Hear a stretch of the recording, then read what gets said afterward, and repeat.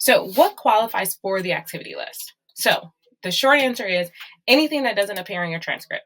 So if it's not a class that you had to take that's noted on your transcript, then it will qualify for the activity list.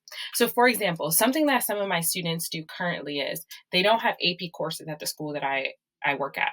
So they independently study for AP exams. That can go on the activity list. However, if they were taking an AP course like AP Spanish, then they can't technically put that they're self-studying for the AP exam because it's actually a responsibility of you being in the class. So anything that's not a course can go on the activity list. So let's start with clubs and organizations.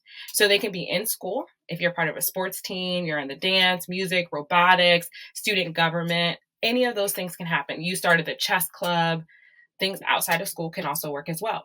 So if you do anything at church or any other religious activity that you might be a part of, cultural events that maybe you and your family take advantage of, the Boys and Girls Club, maybe you're a part of a cotillion or leadership programs, whether you're part of the Boy Scouts, Girl Scouts, any of those organizations, whether they're in school or outside of school, we can say can go on your activity list. Next, any career-oriented programs. So these are pre-college programs. Maybe you went to a university for a week during the summer or for a whole term. Maybe you take classes at a university while you're a high school student. Maybe you did a program like I mentioned in DC that I did. Those are considered a pre-college program. If you have a job, whether or not it matches up with what you want to do, still responsibility, still something that they should know about you. Any internships that you've done, whether it be paid or not paid, all good, you can use it. Then there are unique experiences. Did you study abroad? Did you do a homestay?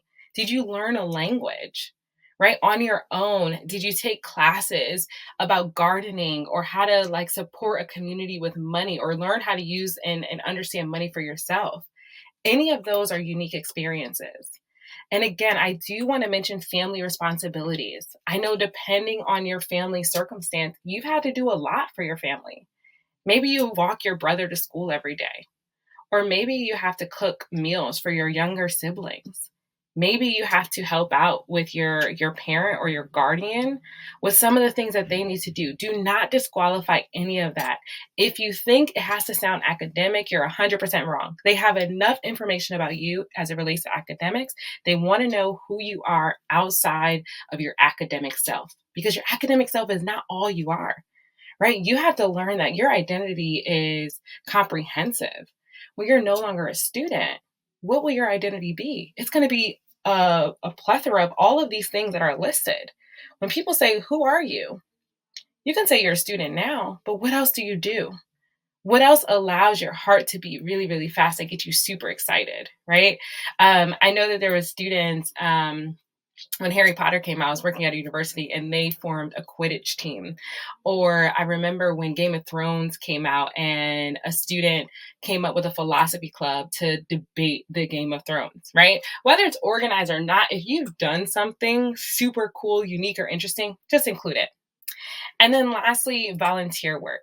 Right? Did you do service trips or missions trips, whether it was organized with your school, but it was outside of, like I said, the classroom? Maybe you did something during spring break or during the summer, or maybe every Tuesday night you serve food with your family or you serve food in the neighborhood because you know that without you, people might not be able to get a smile and some food. So whatever it is you do, whether it's at the hospital, the Red Cross, or tutoring, or maybe your grandma is in a home for older individuals and they're by themselves. And as you go visit your grandma, you also go around and say hello to everyone else on the floor.